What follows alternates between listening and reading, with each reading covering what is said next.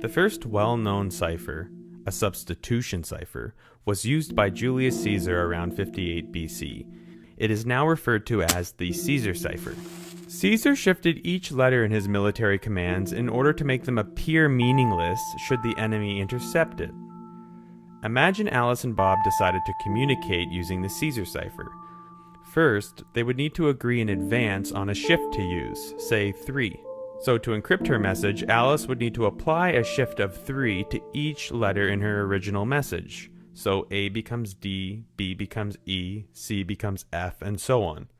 This unreadable or encrypted message is then sent to Bob openly.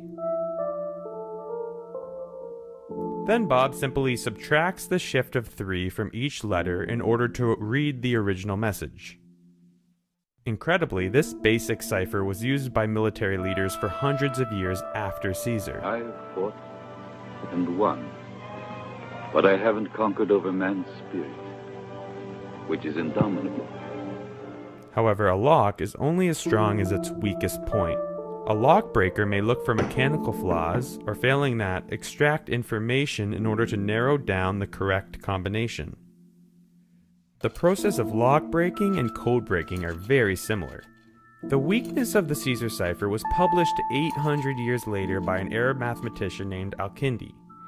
He broke the Caesar cipher by using a clue based on an important property of the language a message is written in.